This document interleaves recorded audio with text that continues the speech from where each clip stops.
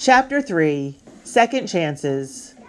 When they were seated with their tea and some sweet cookies, Tia Magdalena said, "You've done well today." "Gracias," said Josefina. "I was glad to help." She sipped her hot mint tea and gathered her courage to say what she was thinking. "I've really enjoyed all of this afternoon," she said.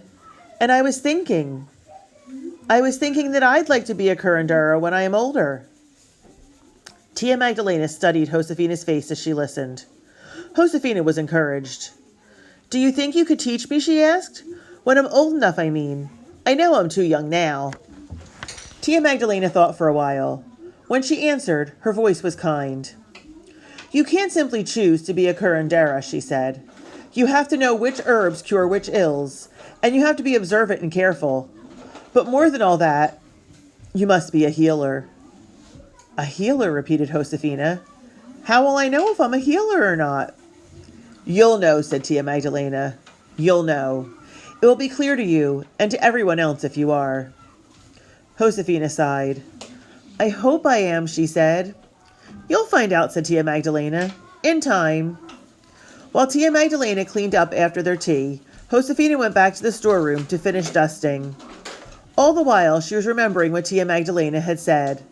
How she wished there were some way to prove to Tia Magdalena that she was the right kind of person to be a curandera.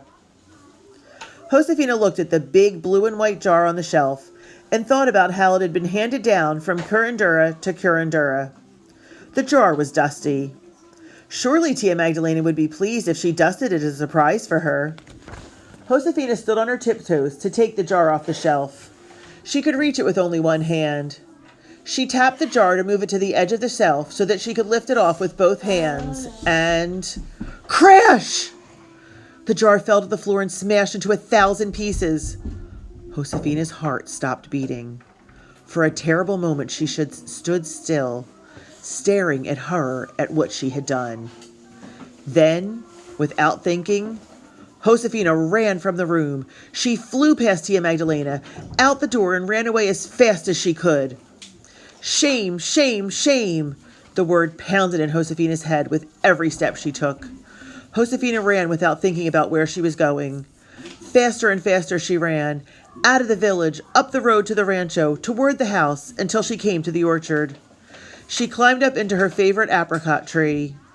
Its branches were thickening with buds, but there were no blossoms to hide Josefina. "How could I have been so clumsy?" she thought. "Tia Magdalena treasured the blue and white jar, and I destroyed it. Then I ran away. What a stupid, childish thing to do!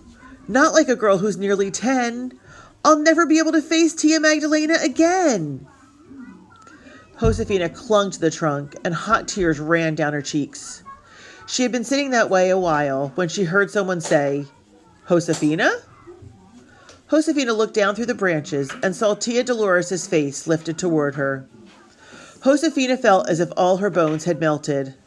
She slid down from the tree right into Tia Dolores' arms and buried her face in Tia Dolores' shoulder. Then she cried and cried. Tia Dolores rubbed her back and let her cry. When at last her sobs stopped, Tia Dolores put a cool hand on Josefina's cheek and looked at her with sympathetic eyes. "Your papa went to Tia Magdalena's house to walk home with you," said Tia Dolores. "She told him what happened, and he told me."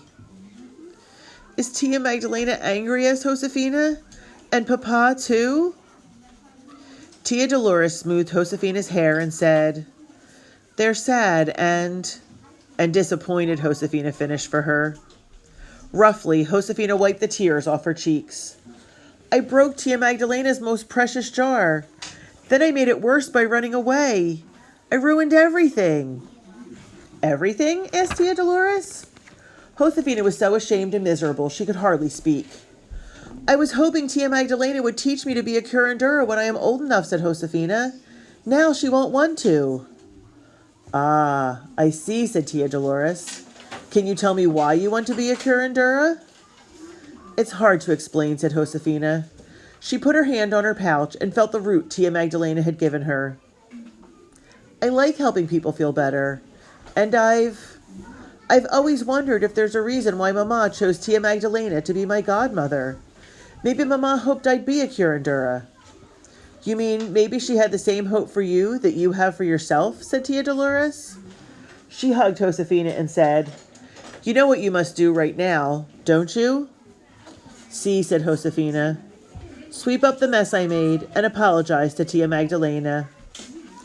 And you must ask her to give you a second chance, said Tia Dolores. Josefina sighed hopelessly. Tia Dolores bent down so that her eyes were level with Josefina's. Spring is the season for second chances, she said. Didn't your mama's flowers sprout again? Didn't Sombrita get another chance to live when you promised to take care of her? Tia Dolores smiled. We're all given second chances. We just have to be brave enough to take them. Josefina hugged Tia Dolores. She hoped Tia Dolores was right. Oh, if Tia Magdalena would give her a second chance, she would be so grateful. Tia Magdalena had only one thing to say after Josefina apologized. The jar cannot be repaired, she said, but perhaps your hopes can. Whenever Josefina made up her mind to do something, it cheered her. She felt awful about what she had done at Tia Magdalena's, but she wasn't going to let her mistake kill her hopes. She still wanted to be a healer. Tia Magdalena had said that it would be clear to her and to everyone else if she was. She was determined to find out. Josefina kept the root Tia Magdalena had given her in her pouch as a reminder to herself. It was cold and rainy. It seemed as if winter had returned. But finally, just the day before Josefina's birthday, the clouds brightened from gray to white and the sun shone. On that spring morning full of promise, Josefina set out with Papa and his servant Miguel to go to the pueblo. Papa and Miguel were leading the mules that were loaded down with blankets. The mules kicked up a lot of mud, so the blankets were wrapped in cloths to protect them. The path to the pueblo wound its way next to the stream. The banks were dotted with wildflowers. In the trees above, birds sang loudly, trying to outdo each other. Josefina couldn't help feeling proud when she looked at the blankets. She had made some of them, and now Papa was going to trade them to his friend Esteban. Josefina had another reason to be happy. She was going to see her friend, Mariana, Esteban's granddaughter. Josefina had tucked her doll, Nina, into her sash because Mariana liked to play dolls. And of course she'd brought along her faithful little shadow, Sombrita, to meet Mariana. The pueblo was 5 long miles downstream from the rancho, and after the first mile, Sombrita lagged. Josefina had to pick her up to carry her. Josefina was relieved when the stream widened and the pueblo seemed to appear all of a sudden. It rose up between the stream and the mountains. The pueblo was made of adobe, just as Josefina's house was. But it was much taller than Josefina's house, because several stories were built one on top of the other. Ladders led from level to level. When Papa, Josefina, and Miguel arrived at the pueblo, they entered its big, clean-swept center plaza. There they were greeted by small children and curious dogs. Sombrita was timid. She hid her face in the crook of Josefina's elbow. Esteban met them at his doorway. "Welcome," he said to Papa. "Gracias, my friend," answered Papa. "May God bless you." Miguel began to unload the blankets from the mules. Sombrita stayed with Miguel as Esteban led Papa and Josefina inside. They sat down by the fire, and almost immediately, Mariana and her grandmother appeared with bowls of food. There were little pies with fruit inside, and cups of hot tea. Mariana didn't say anything, but she smiled shyly at Josefina, and her eyes had a welcome in them. Josefina smiled back. Both girls knew they shouldn't speak unless one of the grown-ups asked them a question. It wouldn't be good manners. As they ate, Papa and Esteban talked about the weather, their crops, and their animals. Papa told Esteban about the meeting the village men had held to hear how much water each one would be allowed to use from the aqueducts. Esteban told Papa how much wool the spring sheep shearing had brought. Even though both men knew Papa had come to trade, they didn't talk about it. To begin by talking about business would be rude. Sometimes the two men just sat together in a comfortable silence. They seemed to have all the time in the world. But Josefina was impatient. She couldn't wait to show Sombrita to Mariana.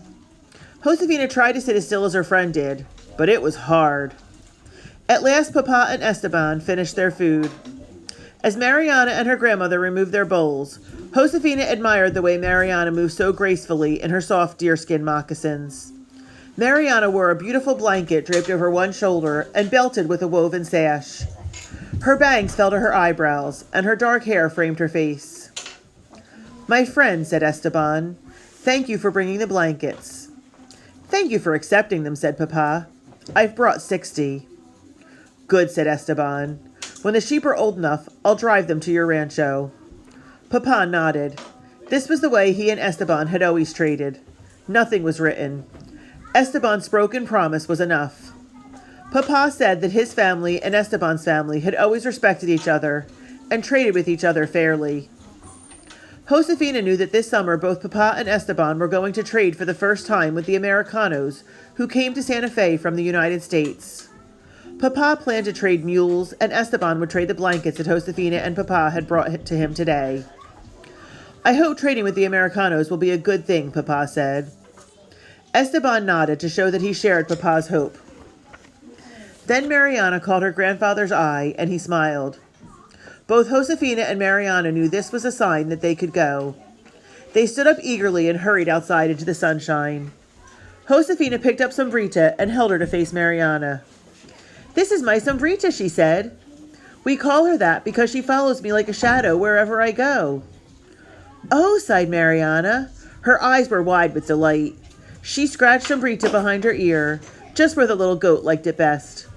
"Will Sombrita follow us to the stream?" Mariana asked. "Of course," said Josefina. "Watch." As Josefina and Mariana walked toward the stream, they peeked over their shoulders from time to time and shared a giggle at the sight of Sombrita following right on their heels. When they reached the stream, the girls found a sunny spot to play. Sombrita curled up in the warm grass and went to sleep. Josefina took her doll, Nina, out of her sash. Mariana had a doll too, made out of corn husks. The girls pretended that their dolls were sisters. They made necklaces for them out of tiny wildflowers and boats from the curves of bark. They had just launched their boats in a stream when suddenly Josefina stood up. "Where is Sombrita?" she asked Mariana. "I don't see her." Mariana stood up too. The girls shaded their eyes and looked all around, but the little black and white goat was nowhere to be seen. "We'll have to look for her," said Josefina. "She can't have gone very far." She tucked Nina into her sash, and Mariana picked up her doll, and they walked along the narrow footpath that led downstream. Josefina hoped they were going in the right direction. She could still see the pueblo behind them, but it seemed to shrink smaller with every step they took. Both girls knew they should not be so far from the pueblo, but they had to find little Sombrita. They couldn't stop. The farther they went, the faster they walked, and the more worried they both became. Neither girl said anything for a long while. Then Josefina spoke, as if she were thinking aloud. "Sombrita's not lost," she said, trying not to sound shaky. "She's not lost until we stop trying to find her." With anxious steps, the girls kept going. Just after they'd passed around the next bend in the path, Josefina squinted. She thought she saw something black and white in the grass ahead. Could it be? It was! Josefina's heart lifted. "Oh, Sombrita," she cried as she ran forward. Sombrita didn't look at her. The goat was staring at something else with a friendly curiosity, as if it might be a delightful new plaything. When Josefina saw what it was, she stopped short. All her relief turned to horror. Between her and the little goat was a huge rattlesnake. Josefina swallowed hard. She felt sweat on her forehead and an odd trembling in her stomach. The snake was coiled and ready to strike. Josefina heard its eerie rattle. She saw its scary, skinny tongue darting in and out of its mouth. She saw the snake's beady black eyes in their sunken sockets. Josefina bit her lip. The snake's cruel stare was fixed on Sombrita. Chapter 4. Rattlesnake. "Josefina," said Mariana in a low voice. She saw the snake too. Josefina signaled Mariana to stay back. She had only one thought. She had to save Sombrita. Ever so slowly, Josefina sank down and picked up a rock. She held it out behind her to Mariana. Mariana understood and silently stretched out her hand to take it. When their hands touched, Josefina whispered, "I'm going to get some Brita. Don't throw the rock unless the snake moves, because if you miss..." Mariana squeezed Josefina's hand. Then she took the rock. Very, very slowly, Josefina edged forward. She made a wide arc around the snake. Inch by anxious inch, she moved next to Sombrita, who for once stood still. Josefina stooped, gathered Sombrita in her arms, and straightened. Then everything happened so fast it was a blur. The snake gave a menacing rattle. Mariana threw the rock at it and missed. The snake whipped its head around, shot forward, and struck Mariana on the arm with its fangs. "Mariana!" cried Josefina as she saw her friend grab her arm and stumble back. Suddenly furious, Josefina put Sombrita down and snatched up a rock. She threw it with all her might. The rock hit the snake in its middle. With one last sickening hiss, the snake slithered away so fast it seemed to simply disappear. Mariana moaned, sinking to her knees as if all the strength had gone out of her. She didn't cry, but her breath was ragged. Her eyes were shut tight. Josefina bent over her friend. "Let me see your arm," she said. Gently, Josefina took Mariana's arm into her hands. She couldn't help gasping when she saw 2 tiny holes where the snake's fangs had sunk in. The wound was an ugly purplish color, and it was already beginning to swell. In her mind, Josefina heard Tia Magdalena's voice saying, "If you don't get the venom out right away, it can kill you." Josefina spoke with urgency to Mariana. "We've got to get back to the pueblo," she said. "We need help." Mariana tried to stand, but dropped back to her knees. I can't go that far," she said in a hoarse whisper. Josefina's heart twisted with fear. She knelt down and something hard in her pouch thunked against her. It was the globe mallow root Tia Magdalena had given her. Without hesitating, Josefina took it out. She crushed the root between 2 rocks and spit on it to make it pasty. Then she pressed it against Mariana's arm where the snake had struck. She squeezed Mariana's arm gently to bring the venom up. Mariana whimpered, but she didn't pull her arm away. Again and again, Josefina pressed the crushed root against the wound. Again and again, she pressed Mariana's arm. Again and again and again. Josefina knew she had to stay calm, but she had to fight against a rising feeling of panic. The globe mallow didn't seem to be working. Mariana's arm was still swollen and bruised looking. Oh, how long would it take? What if she was using the root the wrong way? Perhaps she had misunderstood. What would happen to Mariana if the venom poisoned her blood? If only someone would come to help. But no one came. The minutes felt like hours. Josefina was just about to give up and run for help when, at last, she heard Mariana take a deep, shuddery breath. Mariana opened her eyes, and color came back to her face. Josefina said a quick, silent prayer of thanks. Then she asked Mariana, "Do you think you can walk if I help you?" Mariana nodded. Carefully, Josefina helped Mariana stand. Mariana looped her good arm over Josefina's shoulder, and Josefina put her own arm behind Mariana's back to support her. "Lean on me," Josefina said. Then she turned and looked down at Sombrita. "Listen," she said to the little goat. "Now you must really be my Sombrita, my little shadow. Stay right behind me. Do you understand?" Sombrita seemed to. She stayed close to Josefina and Mariana every step of the weary walk back. Slowly the 2 girls trudged along the path next to the stream. Slowly they trudged up the long incline to the pueblo. Josefina knew they had been gone a long time, and Papa and Esteban would be worried. But she and Mariana could not move fast. Their tired feet dragged. Their tired shoulders drooped. They were only halfway between the stream and the pueblo when Josefina saw Papa and Esteban coming toward them. She had never been so glad to see anyone in her life. Papa and Esteban rushed to the girls, and Josefina saw that their faces were tight with worry. Mariana said quickly, "A rattlesnake bit me, but Josefina knew what to do." She smiled weakly at Josefina. "Tell them," she said. Papa and Esteban stared at Josefina, but she was too worn out to explain. Instead, she held out her hand to show them the crushed root. "It draws the venom out," she said. "I had it in my pouch." Esteban's expression did not change. His voice was very deep when he said, "Gracias, Josefina. Gracias." He lifted Mariana up. Papa, Josefina, and Sombrita followed them the rest of the way back to the pueblo. Later, as they were walking home to the rancho, Papa asked Josefina to tell him the whole story of what had happened. So Josefina did. She didn't leave out anything, even though she was out of breath, because she had to take 2 steps for every one of Papa's. They hadn't gone very far before Papa lifted both Josefina and Sombrita up onto a mule's back. After that, Josefina couldn't see Papa's face, but somehow she knew that he was still listening hard to every word she said. Josefina opened one sleepy eye. Could she be dreaming? It was not quite dawn, and yet she seemed to hear music. She sat up. Her sisters, Francisca and Clara, were gone from the room that they shared with her. Suddenly, Josefina grinned to herself. She remembered what day it was. The feast day of San Jose, and her birthday. Very slowly, the door to her room opened.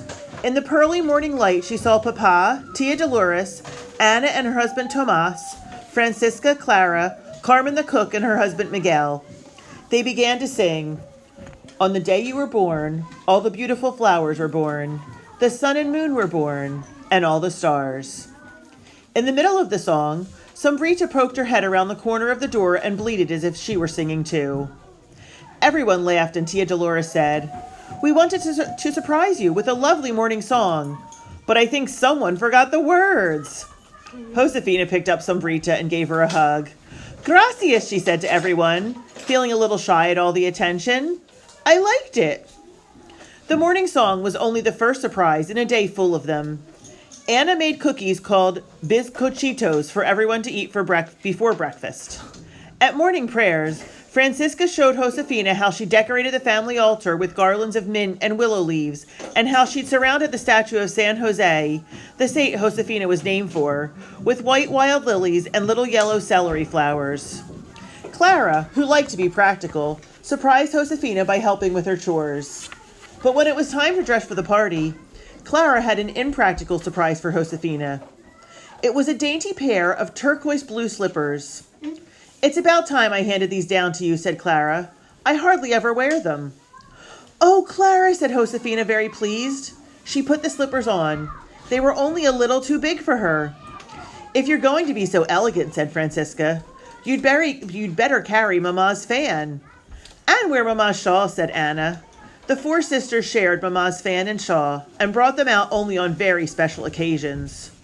Josefina swirled the shawl around her shoulders and looked behind her to see the brilliant embroidered flowers and the slippery, shimmery fringe on the back.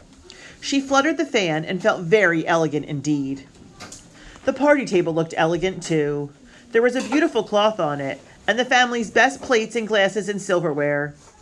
Tia Dolores had made a special fancy loaf of bread. There were meat turnovers and fruit tarts and candied fruit that looked like jewels. But best of all, in the center of the table, there was a red jar with one small branch of apricot blossoms on it. Josefina smiled when she saw the perfect blossoms. She knew that Tia Dolores had cut the branch from her tree, the tree she liked to climb. Josefina remembered the day Tia Dolores had comforted her next to that apricot tree. "We're all given second chances," Tia Dolores had said. "We just have to be brave enough to take them." Soon music and laughter and happy voices swirled around the beautiful table.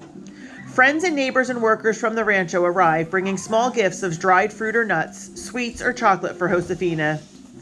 Esteban and Mariana brought a wonderful gift. It was a melon that had been buried in sand since last fall's harvest to keep it fresh. When Josefina thanked her, Mariana said, "It's not much, but my heart goes with it." Papa quieted everyone. "Today is the feast of San Jose," he said, "and today my daughter Josefina is 10 years old. I'm going to tell you a story about her." Josefina felt Mariana's hand slip into her own. They both stood still, eyes shyly cast down, while Papa told the story of the rattlesnake. Papa began at the beginning and told everything that had happened. He described the snake in such a scary way it made everyone shiver. When the story was finished, Papa called Josefina to him. He handed her something that looked sort of like a shell.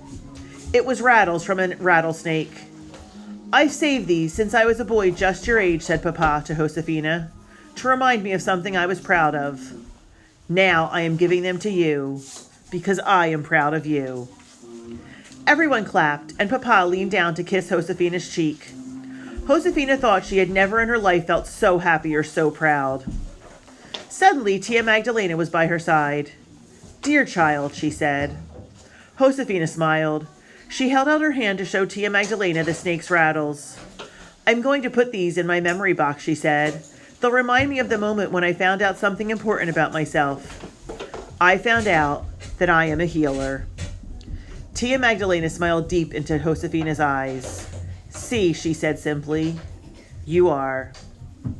Later that evening, when the party was over, Josefina and Papa walked to the goat's pen together. They wanted to check on Sombrita, who had not been invited to the party. Sombrita was fast asleep. "It's unusual to see her so still, isn't it?" said Josefina. She and Papa smiled, looking at the peaceful goat. "She's healthy and lively," said Papa. "She might not have been if you hadn't kept your promise to take care of her after Floresita died. You gave her a second chance at life." Papa and Josefina walked back to the house. On the hillside, the flowering fruit trees in the orchard were lit by the moon, as if a pale cloud had settled on them. The night air was cool, but softened by the scent of blossoms. Josefina took a deep breath. She thought the air smelled like apricots. "Papa," she said, "we're all given second chances. We just have to be brave enough to take them. That's what Tia Dolores says." "Does she?" asked Papa. "Does she indeed?" A peek into the past. Looking back, 1824. When Josefina was growing up, babies were born at home. A woman called a partera, who was skilled at delivering babies, helped the mother during the birth. Afterward, the partera gave the mother special teas and foods to help her regain her strength. Female relatives and friends helped tend the new baby. In those days, mothers and babies sometimes died in childbirth. Fevers and diseases such as smallpox killed many people as well. When New Mexicans were sick or injured, they called on a curandera, like Tia Magdalena, for treatment. Curanderas knew how to make medicines from many kinds of plants. They received great respect for their healing skills and their wisdom. Babies were baptized at the village church when they were only 1 or 2 days old. For this ceremony, the parents chose a woman and a man to be the baby's godmother and godfather, or madrina and padrino. Becoming a godparent was an honor and created a lifelong tie between the parents and godparents. The godparents helped teach the child and would take over as parents if the child was orphaned. Children usually had a special bond with their godparents, just as Josefina did with her godmother, Tia Magdalena. A baby received its name when it was baptized. Parents named children for religious figures, such as the Catholic saints, angels, and people mentioned in the Bible. In the Catholic Church, each saint is honored on a special day of the year, called a feast day. Many children were named for the saint on whose feast day they were born, just like Josefina, who was born on March 19th, the feast of San Jose, or Saint Joseph. New Mexican children celebrated their saint's day instead of their birthday, or cumpleaños. On the saint's day, a child was wakened at dawn by the sound of the whole family singing a beautiful mananitas, or morning song, often accompanied by a guitar or violin. Then everyone gathered at the family altar to pray, and the state statue was decorated with flowers. There would be treats such as hot chocolate, turnovers filled with fruit or meat, cookies or bread pudding. Sometimes the family put on a puppet show or read aloud from a favorite book, and they gave the child gifts such as fruit, nuts, or handmade toys.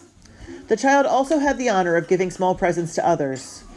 On Josefina's Saint's Day, she and Papa would give gifts such as chocolate or coins to all the workers on the rancho. For young and old, Saint's Day celebrations were a welcome break from the hard work of daily life. From an early age, boys helped the men plant and water the fields, harvest crops, herd animals, make rope, and repair farm tools. Girls fetched water, fed the chickens, and tended babies. They helped the women with housework, laundry, mending, gardening, and cooking. Children's work helped the family to survive. Children were also expected to be quiet and respectful around grown-ups, including their parents. To show respect when greeting adults, children kept their head and eyes down and their hands clasped in front of them, and didn't speak until they were spoken to. Not now. New Mexican children had to work hard and behave respectfully, but they had fun too. Stories, songs, riddles, and tongue twisters were favorite pastimes as people worked together during the day or rested by the fire in the evening. Children played with homemade dolls and toy figurines made from cloth, yarn, wood, clay, feathers, or leather. Boys played ball games, and girls played string games similar to Cat's Cradle. Popular pastimes from Spain included singing games such as La Víbora de la Mar, the sea serpent, which is similar to London Bridge, and guessing games such as El Florón, the flower, which is much like Button Button, Who's Got the Button. In Josefina's time, young people received their first Holy Communion at age 12 or 13, much later than Catholic children do today. After their first communion, they were no longer treated as children. Girls could wear their hair up and were allowed to dance with young men. At about age 15, girls were old enough to marry. Marriages were arranged by the parents. If a young man wanted to marry a girl, he would ask his father or uncle to write a letter to her parents proposing marriage and describing the fine qualities of the young man and his family. If the girl's family wanted to accept the proposal, they would call on the young man's family after a few days or weeks. To refuse the offer of marriage, however, her family would give the young man's family a squash. This was more polite than saying no directly. Weddings were festive events, with a dance and a grand feast that might last for days. Girls like Josefina were raised to be wives and mothers, and most married while still in their teens. The few who didn't, like Tia Dolores, usually spent their lives with relatives, helping to care for their families.